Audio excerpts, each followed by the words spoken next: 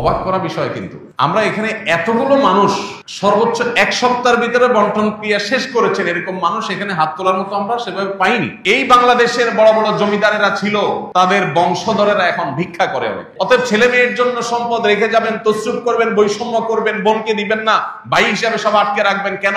আপনার ছেলে মেয়ের জন্যই সেই 2 নম্বর এটা করবেন। এরা যেটা ধরে রাখবে তার গ্যারান্টিটা কি? এরা যে রাস্তা ভিক্ষার জন্য মানুষের সামনে হাত পাতবে না, গ্যারান্টিটা কি?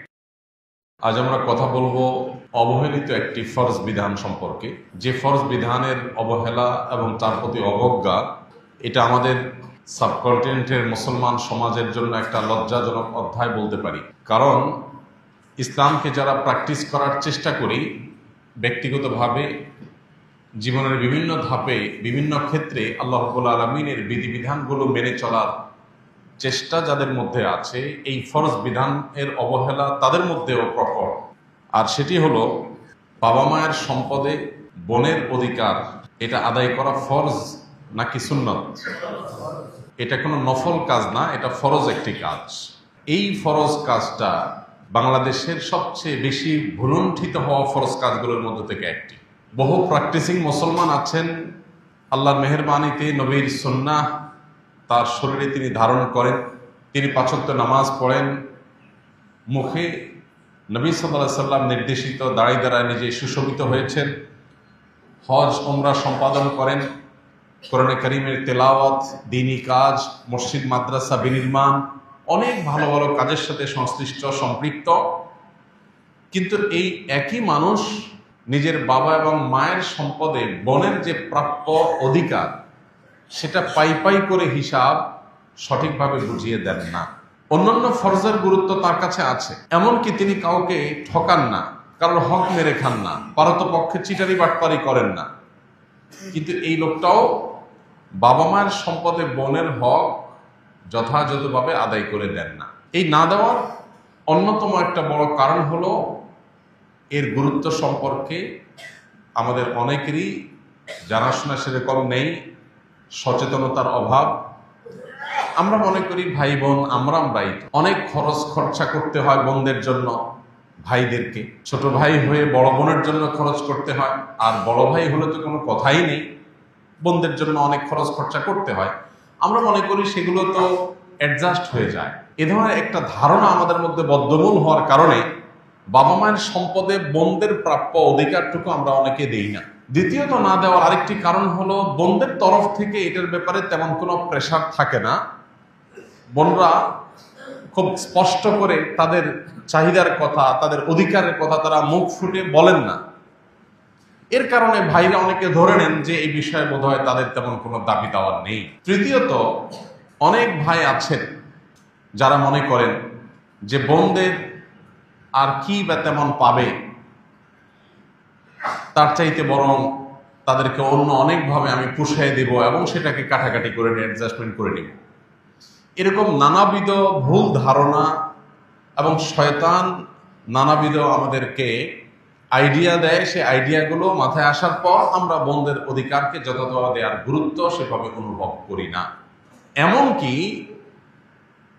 বোন সিনিয়র হয়ে বয়স্কা হয়ে সন্তান সন্ততি হওয়ার পর, মারা যাওয়ার পর বোনের ছেলে মেয়েরা নানা পাড়ায় সম্পদ নেওয়ার জন্য তখন দেন দরবার, বিচার সালিশ এবং মামলা মোকদ্দমা পর্যন্ত যেতে হয়।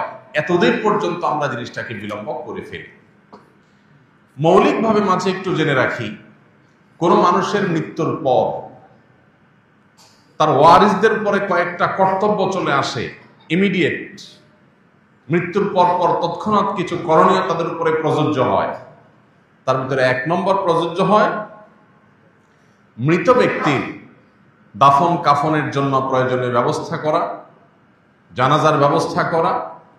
এরপর মৃত ব্যক্তি যে সম্পদ তিনি রেখে গেলেন তার সম্পদ থেকে তার দেনা দায়ী থাকলে সেগুলোকে পরিশোধ করা। এরপরে সবচেয়ে গুরুত্বপূর্ণ কাজ হয় তার সম্পদের অবশিষ্ট যেটা দেনা দায় পরিশোধ করার পর থাকে সেটা তার ওয়ারিস, কোরআন যাদেরকে যতটুকু হিস্সা দিয়েছে তাদেরকে ততটুকু হিস্সা বুঝিয়ে দেওয়া, এটা কর্তব্য। আমাদের সমাজে এই জিনিসটাকে গড়িমসি করে লেট করা হয়, দেরি করা হয়। এত বেশি দেরি করা হয় যে শেষ পর্যন্ত এটার কোনো হদিস খুঁজে পাওয়া যায় না, কুল কেনা পাওয়া যায় না, অনেক দেরি হয়ে যায় এবং এটাকে আর স্মুথলি বন্টন করা ইজি থাকে না, সহজ থাকে না, এটা কঠিন হয়ে যায়, জটিল হয়ে যায়। এই যে বিলম্ব করা হয় এরও একটা কারণ আছে। সেই কারণটা হলো, অনেকে মনে করেন বাবা মা মাত্র দুনিয়া থেকে গেলেন, মাত্র লাশটা দাফন করে আসলাম, এখনো যদি ভাই বোন সবাই মিলে আমরা বসে যাই যে বাবা মা কি রেখে গেলেন, দায় দেনা কি আছে না আছে সেটা পরিশোধ করলাম, ভালো কথা, কিন্তু বাকিটুকু আমরা নিজেরা কে কত পাবো বন্টন করার জন্য যদি বসে যাই, সমাজের মানুষ কি বলবে? আমাদের সমাজ অনেক খারাপ কাজকে খারাপ মনে করে না, কিন্তু ভালো কাজকে খারাপ মনে করে। বাবা মার মৃত্যুর পর ভাই বোনরা বসে কি কি সম্পদ রেখে গেলেন, দায় দেনা কি আছে পরিশোধের ব্যবস্থা করে, বাকি কি থাকলো সেটা আমরা কে কতটুকু পাবো এটাকে ক্রিস্টাল ক্লিয়ার, একেবারে পরিষ্কার ভাবে পরস্পরের মধ্যে বন্টন করে নেওয়া, এটা তাদের উপরে ফরজ। এই ফরজ বিধানটাকে বিলম্ব করতে করতে 2-4 বছর নয় 2-4 যুগ আমরা পার করে দিই। এরপরে দেখা যায় যে আগের সে মেন্টালিটি আর থাকে না, এর মধ্যে বহু পানি গড়িয়ে যায় নদীতে, বহু সময় পার হয়, মন মানসিকতা পরিবর্তন হয়, প্রেক্ষাপট পরিবর্তন হয়, এরপরে আর চাইলেও আগের মতো যখন বন্টন করা যেত সে বন্টন করার পথটা সেভাবে খোলা থাকে না।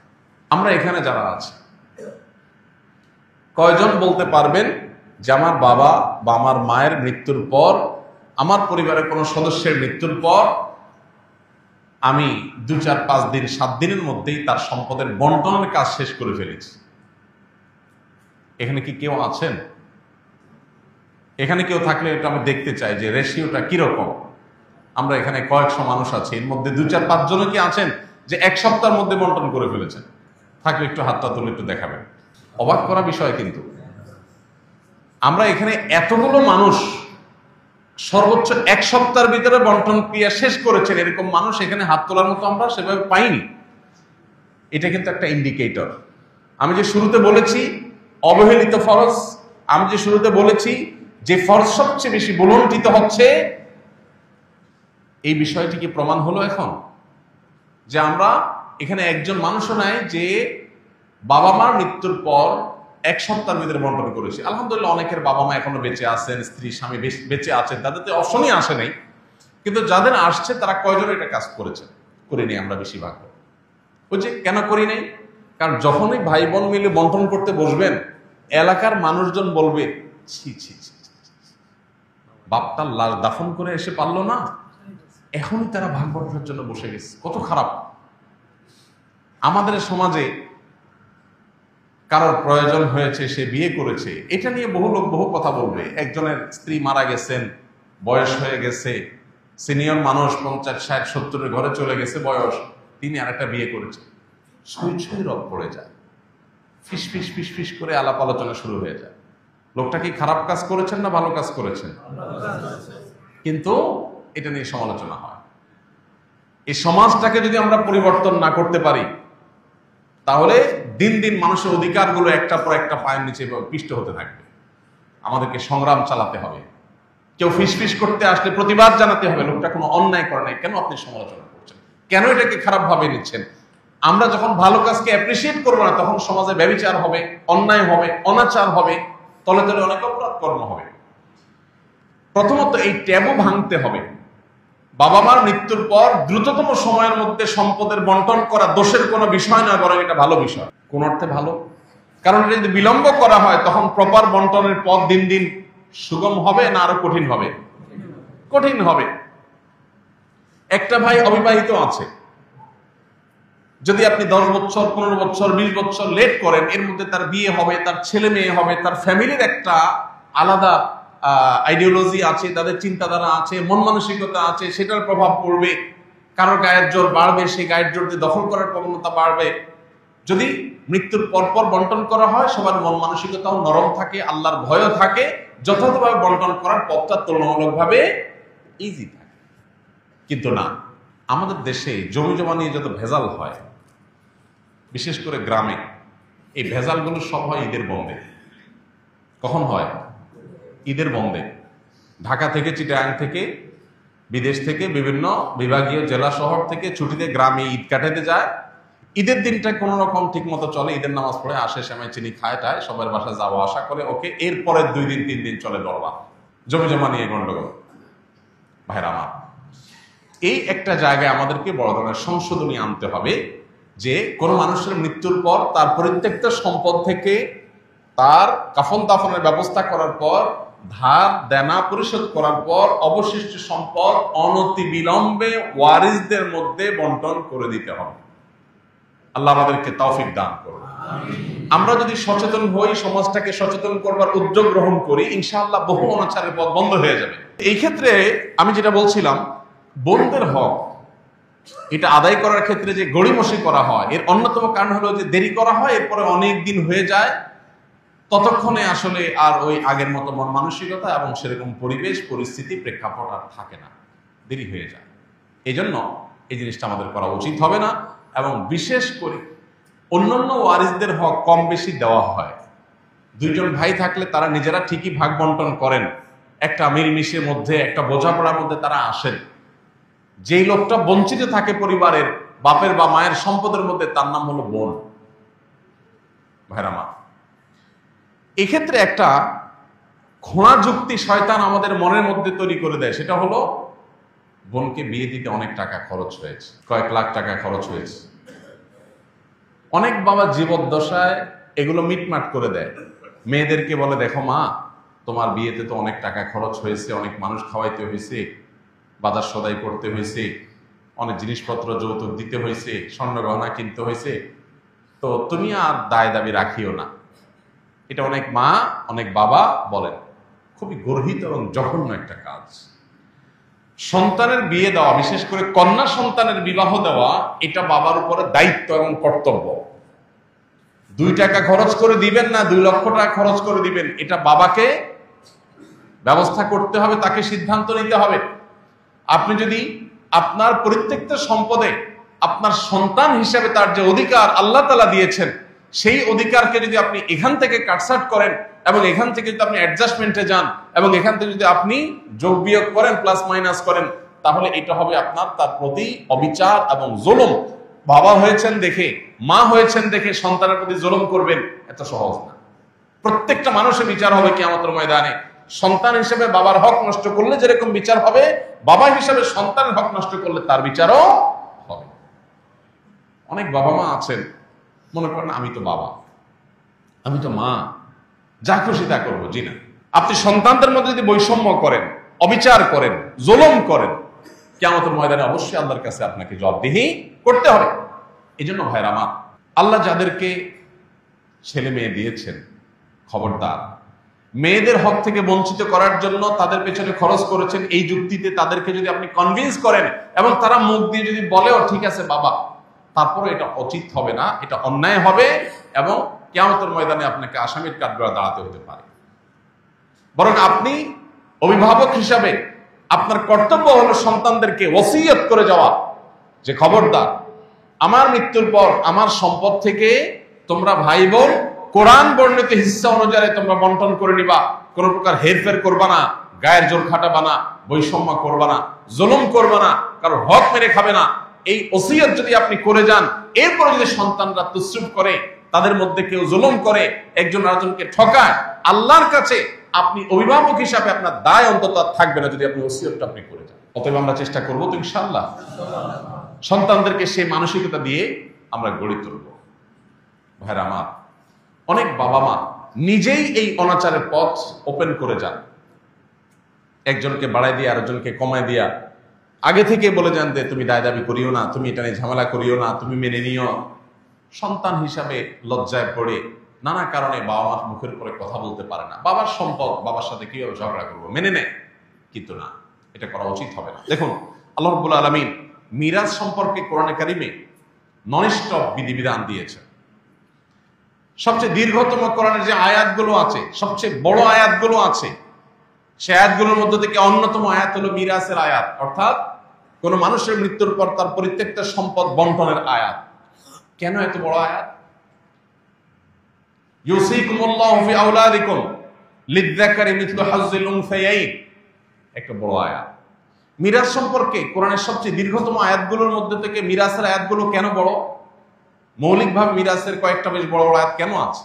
কারণ মানুষের মৃত্যুর পর তার সম্পদ বন্টনের বিষয়টা এত গুরুত্বপূর্ণ যে আল্লাহ রাব্বুল আলামিন এই বিষয়ে কথা বলে একদম শেষ করে তারপরে ফুল স্টপ দিয়েছেন, তার আগে দেননি। কথা শেষ করে যে এই হারে যাকে যতটুকু দিতে বলা হয়েছে তাকে ততটুকু দিবা। শেষে এসে আয়াতের শেষে এসে আল্লাহ কি বলেছেন? খুবই গুরুত্বপূর্ণ এবং আমাদের জন্য তাৎপর্যপূর্ণ। আল্লাহ বলেছেন, আবাউকুম ওয়া আবনাউকুম, আবাউকুম ওয়া আবনাউকুম লা তাদরুনা আইয়ুহুম আকরাবু লাকুম নাফআ। প্রত্যেকটা সম্পদ বন্টনের ক্ষেত্রে যে তসরুফ করা হয়, যে হেরফের করা হয়, যে বৈষম্য করা হয়, যে জুলুম করা হয়, এটা কেন করা হয়? বাপে মনে করে, মায়ে মনে করে অমুক সন্তানকে বেশি দিয়ে দিলে আমার লাভ হবে, অমুকে দিয়ে দিলে আমার ক্ষতি হবে। মেয়েদের বন্টন করার ক্ষেত্রে একটা মানসিকতা থাকে যে মেয়েদেরকে দিলে তো পরের বাড়িতে চলে যাবে, এটা তো মেয়ের জামাই পাবে, আরেক বাড়িতে চলে যাবে, তারা তো জমি বিক্রি করে নিয়ে যাবে, ছেলেকে দিলে তো আমারই থাকবে। শত শত দৃষ্টান্ত, শত শত নজির আপনার আশেপাশে আপনি দেখবেন।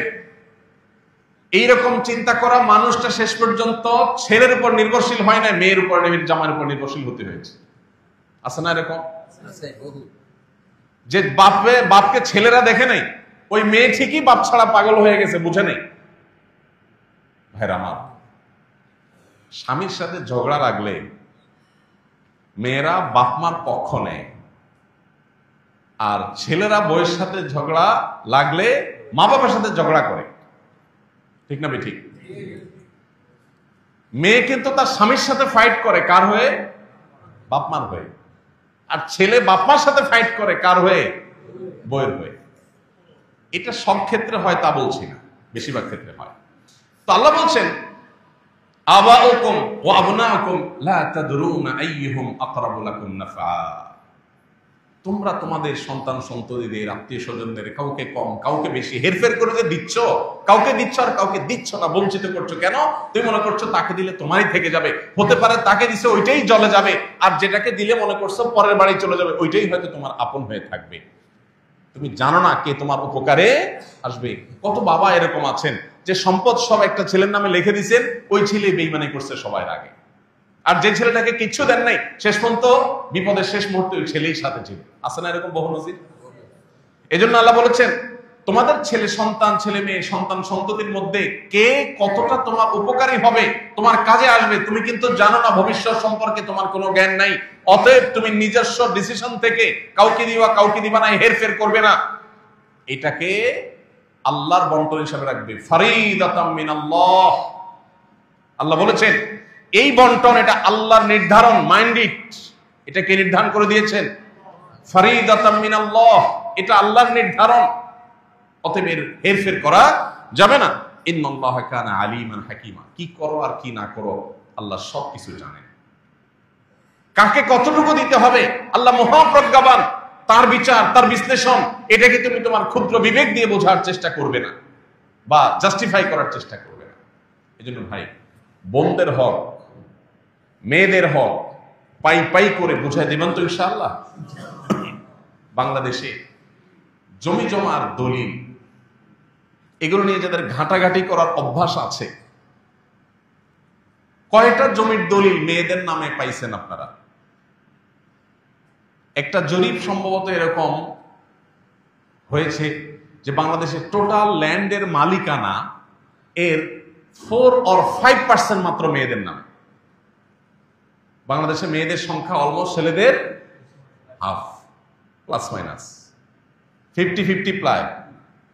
তাহলে জমি জমার মালিকানা, অন্তত দলিল আপনি পরিমাণের বেশি পেতে পারেন, দলিল তো দুজনের দুইটা হবে, কিন্তু মাত্র 4 or 5% জমি মেয়েদের নামে, আর বাকি 95% ছেলেদের নামে। কত বড় জুলুম, কত বড় অবিচার এ দেশে প্রতিষ্ঠিত হয়ে আছে।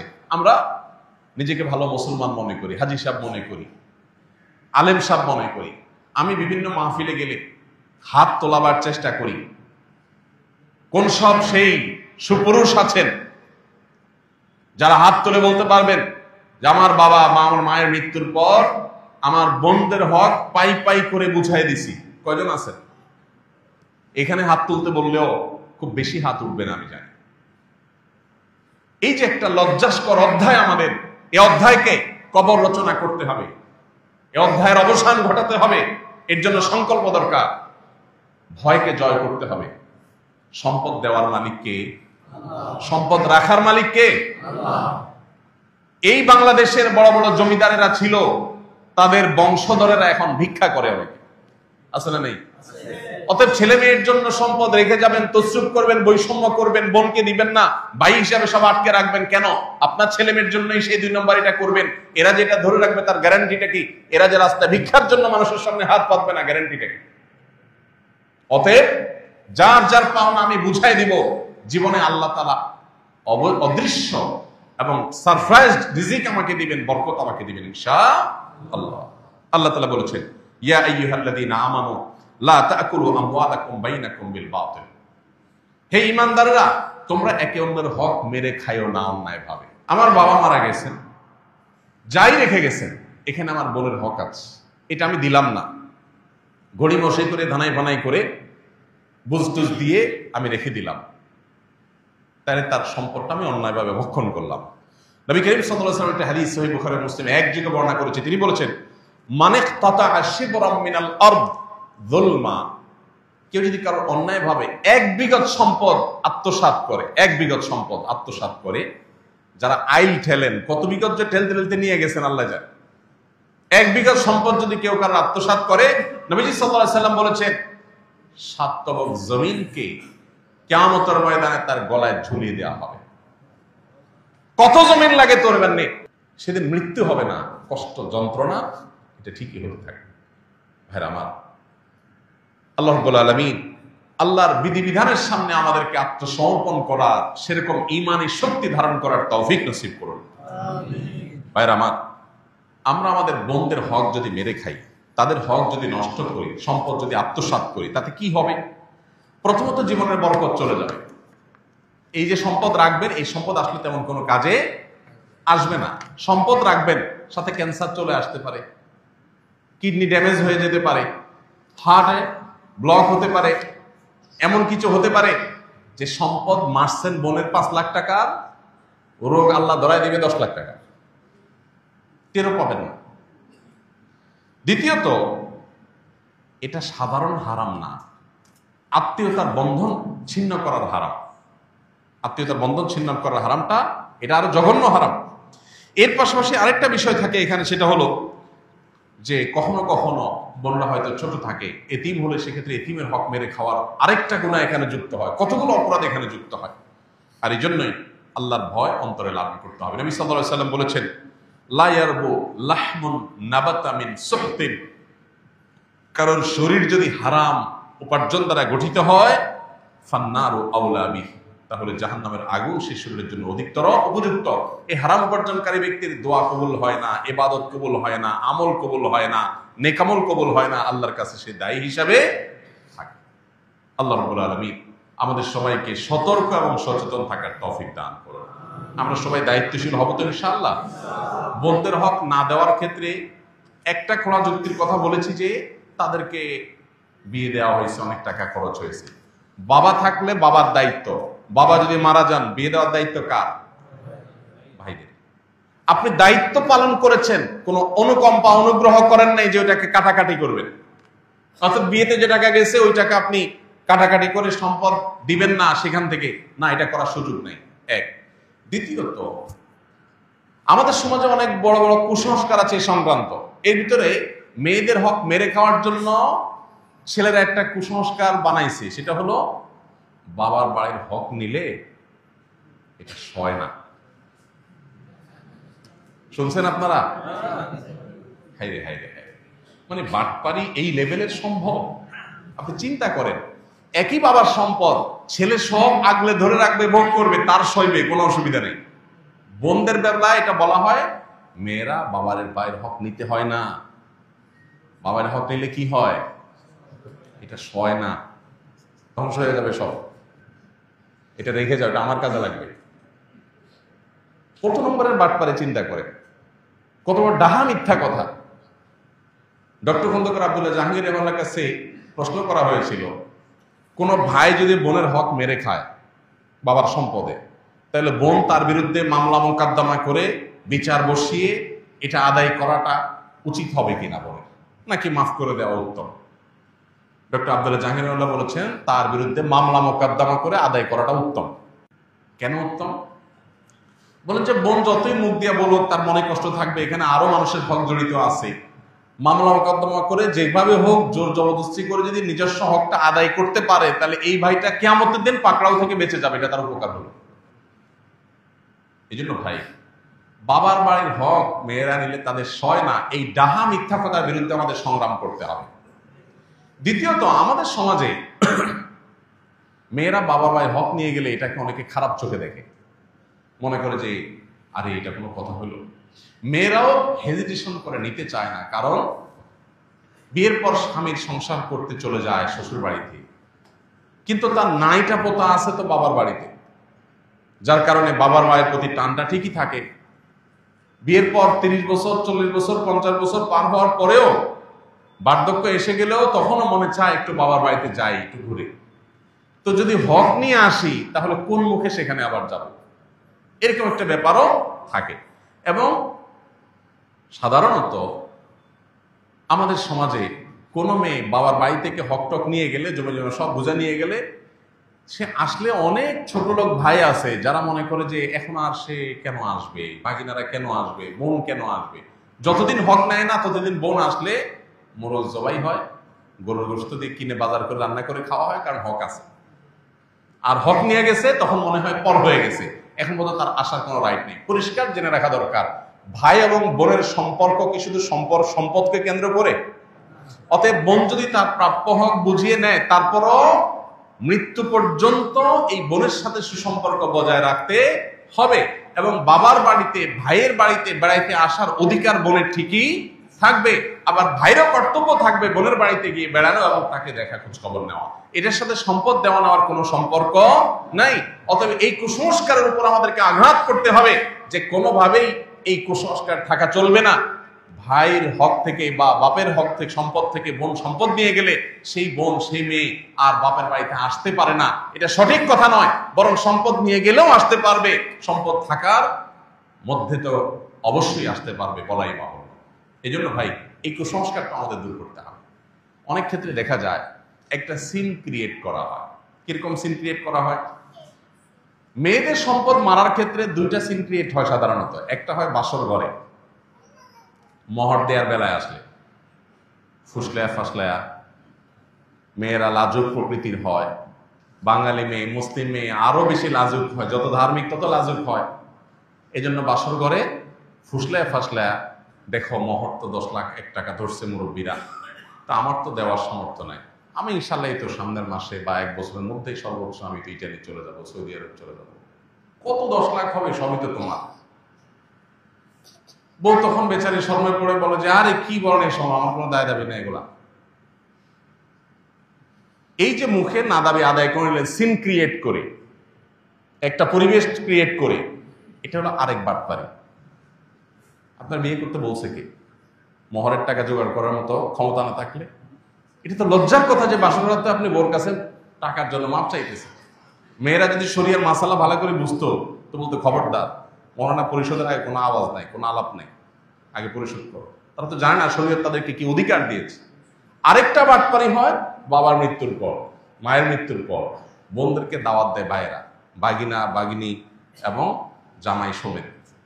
এরপরে কবজি ডুবাই খাওয়ায়, মুরগি, হাঁস, কলিজা, গরু গোস্ত, মাছ ফ্রাই, ভুনা, বিভিন্ন আইটেমের খাওয়ায়া এরপরে শাড়ি, লুঙ্গি, কাপড় চোপড় দিয়া এরপরে আওয়াজ ওঠায়, আলাপ ওঠায়, নাটক শুরু হয়। বলে দেখো বোন, তোমার বিয়েতে অনেক টাকা পয়সা খরচ হয়েছে, এদিকে বাবা অসুস্থ ছিল, বাবার পিছনে লাখ লাখ টাকা খরচ করা হয়েছে, সেগুলো তো আমিই করছি, সব তো তোমরা জানো। আল্লাহর রহমতে তোমরা তো আসো, ভালোই আসো, আল্লাহ তো কষ্টে রাখেনি। এখন বাবার সম্পদের শহীদ অনুযায়ী তোমাদের কিছু পাওনা আছে, এখন তোমরা যদি বলো সেগুলো আমি ভাগযোগ করে দেব, বলো কি করা যায়। বোনটার লজ্জা, না ভাই কি বলে না, আরে লাগবে না থাক। বোনটা চিন্তা করে এই এতিম গরিব ভাই আমার অসহায় ফকিরের মতো ভিক্ষা চাইতেছে, ছেড়ে দেয়। এই যে বোনটা ছেড়ে দিল, সে কি আসলে মন থেকে ছেড়ে দিয়েছে? এই ছেড়ে দেওয়াটা কি মন থেকে? হ্যাঁ, কিছু এক্সেপশন কেস আছে যে বোন ভগ্নিপতিদেরকে আল্লাহ অনেক দিয়েছে, অডেল দিয়েছে, ভাইরা বরং অনেক গরিব, অভাবী। তখন বোনরা যদি উইলিংলি বলে, দেখো ভাই, বাবার সম্পদে আমারও হক আছে, বাট আমি নিলাম না, তোমরা কষ্টে আসো, আমি দায়মুক্ত করে দিচ্ছি, তোমরা ভোগ করো, সমস্যা নেই, ভিন্ন কথা। কিন্তু আপনি সিন ক্রিয়েট করলেন, বোন লজ্জায় পড়ে গেল, এরপরে সে বললো মাফ করে দিল, আপনি বললেন হুজুর আমি তো মাফ নিছি, এই মাফ হবে না। দেখুন, মেয়েদেরকে ঠকানোর জন্য বহু রকম কুসংস্কার আমরা সৃষ্টি করেছি, এর বিরুদ্ধে আমাদেরকে সংগ্রাম করতে হবে। এই অবহেলিত ফরজ, এই ফরজটাকে প্রতিষ্ঠা করতে হবে, বোনদের হক আদায় করে দিতে হবে। অনেকে আছেন বাবার হক ভোগ করছেন, বাবায় ফুফুর হক মারছে, বাবা ফুফুরটা দাদার সম্পদে ফুফুর হকটা দেয় নাই বাপ চাচারা, এখন আপনি ছেলে বলতেছেন আমার তো দায় নেই। জি না, আপনারও দায় আছে। আপনার দায় কি? আপনার হিস্সায় যতটুকু আসছে, এখানে আনুপাতিক হারে ফুফুর কতটুকু হক আছে, ওইটা তাকে আপনি বুঝাই দিতে হবে, না হলে আল্লাহর কাছে আপনি দায়ী থাকবেন। আমরা অন্য ধার দানা নিয়ে হিসাব নিকাশ করি, কিন্তু এগুলো নিয়ে সেভাবে হিসাব নিকাশ করি না। এটা অনেক অনেক গর্হিত বিষয়। আরেকটা ভয়াবহ কাজ হয়, যারা দেয়, বোনদের হক দেয়, তারা আরেকটা 2 নম্বরই করে। দেখেন কত রকম লেয়ারে লেয়ারে 2 নম্বরই। সেই 2 নম্বরটা হলো, বলে যে বোনরা ভিটা বাড়িতে পায় না, ভিটা বাড়ি এটাতে পায় না, তাহলে কোথায় পাবে? নাল জমিতে। এখন ধরেন ভিটা আছে 1 বিঘার, ধানের ক্ষেত আছে 2 বিঘার, মোট 3 বিঘা। যখন ভাগ হবে, ধরেন ভাই একজন আছে, বোন একজন আছে, ফর এক্সাম্পল, তো ভাইয়ে ধরেন 2 বিঘা পাবে, বোনে ধরেন 1 বিঘা পাবে, ভাইয়ের অর্ধেক পাবে। এইরকম পরিস্থিতিতে সাধারণত মেয়েদেরকে কোনটা দেওয়া হয়? ক্ষেতেরটা। তাহলে বোন 1 বিঘা পাইলো ক্ষেতের, আর ভাই 2 বিঘা পাইলো। 1 বিঘা হলো ভিটার, আর 1 বিঘা হলো ক্ষেতের। বন্টনটাকে ইনসাফসম্মত হলো? কেন হয়নি? কারণ ভিটার যে 1 বিঘা, এটার ভ্যালু হয়তো ক্ষেতের 4 বিঘার সমান। তাহলে জমি হয়তো সমান সমান দিচ্ছেন, তার ভ্যালু কি নাই? সমান না। এই জন্য জমি সমান সমান দিলে হবে না, ভ্যালু হিসাব করতে হবে। যে ফর এক্সাম্পল 1 বিঘা ভিটা আছে, এই ভিটার 1 বিঘার দাম 10 লাখ টাকা, আর নিচে খেতে আছে সেগুলা বিঘার দাম 3 লাখ করে, তাহলে 3 3 6, আর এখানে 10 16 লাখ। 16 লাখের মধ্যে বোন, ভাই যদি ধরেন বোনের দ্বিগুণও পায়, আর যদি ভাই তার অর্ধেকও পায়, তাতে কত পায়? প্রায় 5 লাখ প্লাস মাইনাস, আর ভাই হলো 10 লাখ প্লাস। তো বোন 10 লাখ 5 লাখ প্লাস, আর ভাই 10 লাখ প্লাস। এবার আসেন, ক্ষেতের যদি 1 বিঘা পায়, তাহলে 1 বিঘার দাম 3 লাখ, আরো বাকি আছে 2 লাখ প্লাস। ওই 2 লাখ প্লাস হয় ক্যাশ দিয়ে দিতে হবে, আর না হলে বিটা থেকে এক পাশ থেকে দিয়ে দিতে হবে, তারপর দায় মুক্ত হবে না। জিনিসটা কি ক্লিয়ার হয়েছে? অনেক বোনেরা এই জায়গাটাতে এসে বঞ্চিত হয়, এবং এটা একটা লজিক্যাল কারণও থাকে। বাইরে বলে যে দেখো, আমাদেরকে তো ভিটায় বসবাস করতে হবে, তোমাদেরকে দিন এটা বিক্রি করে গেলে আমরা কোথায় কি করবো? কিন্তু শরিয়ার বিধান হলো, বোনরা যদি ওই ভিটাতেই পায়, ধরেন কারোর ভিটাই আছে আর কোনো ক্ষেত নাই, তাহলে ক্ষেত থেকেই কিন্তু বন্টন হবে, এবং সেখান থেকে প্রয়োজনে তারা বিক্রি করে নিয়ে যাবে। আপনি বলেন তাহলে ছেলেরা থাকবে কোথায়? থাকবে কোথায় তারা জানে, তাদের আল্লাহ জানে। আমার হক আমার বাবার সম্পদে, আমি এটা নেব, তুমি কোথায় থাকবা তুমি বুঝবা।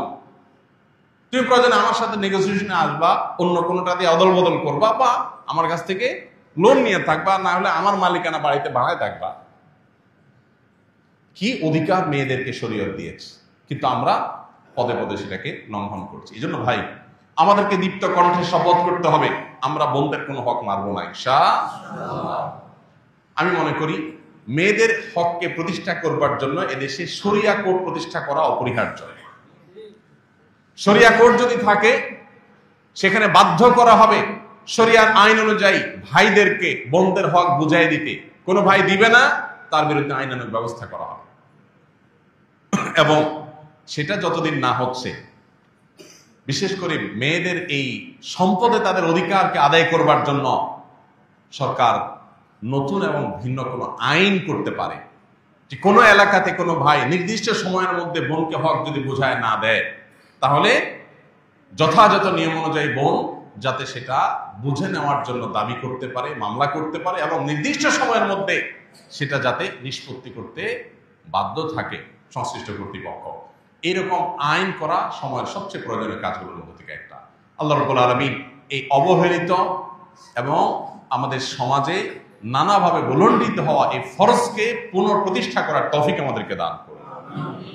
আমরা আল্লাহর এই বিধানের প্রতি ঈমান এনে সেটাকে বাস্তবায়ন করব। আমি আবারও বলছি, আমরা অনেকে আছি চুরি করি না, ডাকাতি করি না, হয়তো অন্যের হক মেরে খাই না, চিটারি বাটপারি করি না, কিন্তু এই জায়গাটাতে শয়তান আমাদের চোখে ধুলি দেয়, আমাদেরকে নানা কুযুক্তি দেয়, সেগুলো দিয়ে আমরা এই সমস্ত বিষয়গুলোকে, ফরজ বিধানগুলোকে আমরা লঙ্ঘন করে চলি। এই জন্য ভাই, যারা এতদিন করেন নাই, হক মেরে দিয়েছেন, এখনো তাদের সেটা প্রায়শ্চিত্ত করবার স্কোপ আছে, সুযোগ আছে, রিকভার করার স্কোপ আছে। কিভাবে? ওই যে কি পরিমাণ সম্পদ তার ছিল বাবার মৃত্যুর পর, যেটা আমি ভোগ করেছি, তার ভ্যালু কত ছিল হিসাব করে এখন হয় ক্যাশ দিয়ে দেন, যে ল্যান্ডের দাম সব প্রপার্টি মিলায় এত হয়েছে ভ্যালু, তার তোমার ভাগে এত পড়ছে, তুমি হয় ক্যাশ নিয়ে নাও, আর না হলে জিনিসপত্র নাও বা ল্যান্ড নাও, কিন্তু যেভাবে হোক মিনিমাইজ করতে হবে। এক্ষেত্রে বোনদের অবশ্য দায়িত্ব থাকে যে ঠিক আছে, অহেতুক ঝামেলা না করে প্রয়োজনে ক্যাশ নিয়েও যদি আমার প্রাপ্য অধিকার আমি নিতে পারি, তাহলে সেক্ষেত্রে অবশ্যই আমাকে মিনিমাইজে আসা উচিত। আল্লাহ তাআলা আমাদের সবাইকে এই ফরজ বিধানকে ঘরে ঘরে প্রতিষ্ঠা করার তৌফিক দান করুন। আমরা যদি সামনের জুমায় কিছু ভাইদের হাত দেখতে পাই, যারা এই এক সপ্তাহের মধ্যে এই ব্যাপারে প্রয়োজনীয় উদ্যোগ নিয়ে বোন বা ফুফুদের হক বুঝাই দিয়েছেন, তাহলে আমাদের কাছে অনেক ভালো লাগবে। যদি এরকম কোন আল্লাহর বান্দা থাকেন যে ঠিক আছে, আমি এক সপ্তাহের ভিতরে ইনশাআল্লাহ আমার সাধ্যে যেটুকু আছে সেটুকু করে বোনদের প্রাপ্য হক আমি বুঝাই দিব, আল্লাহর কাছে তাদের দায় থাকবে না। হক বুঝাই দেওয়ার পরও বোনদেরকে বলবো, দেখো বোন, বাবার সম্পদে তোমার হক বুঝাই দিয়েছে, এর মানে এই না তোমার সাথে আমার সম্পর্ক শেষ, এই ভিটাতে তোমার লেনা দেনা চুকায় গেছে, ব্যাপারটা এরকম না। ভাই বোনের রক্তের সম্পর্ক মরণ পর্যন্ত থাকবে। তোমার হক তোমাকে বুঝাই দিয়েছি, এটা একটা বিষয়, কিন্তু বোন হিসাবে তুমি আমার বাড়িতে আসবে, আমি তোমার বাড়িতে যাবো, সেটা আরেক বিষয়। এটা মরণ পর্যন্ত অটল অবিচল থাকবে এবং আমাদের মধ্যে অব্যাহত থাকবে। আল্লাহ তাআলা সেরকম উদার মনের হওয়ার তৌফিক দান করুন। আল্লাহর দেওয়া ফরজ বিধানকে লঙ্ঘন করে আপনার সন্তান, আপনার স্ত্রী, আপনার পরিবারকে আপনি কখনো সম্পদশালী করে যেতে পারবেন না। আল্লাহর এই কথার প্রতি, আল্লাহর এই বিধানের প্রতি এতটুকু আস্থা আমাদের থাকতে হবে। আল্লাহ আমাকে আপনাকে সবাই আমল করুন।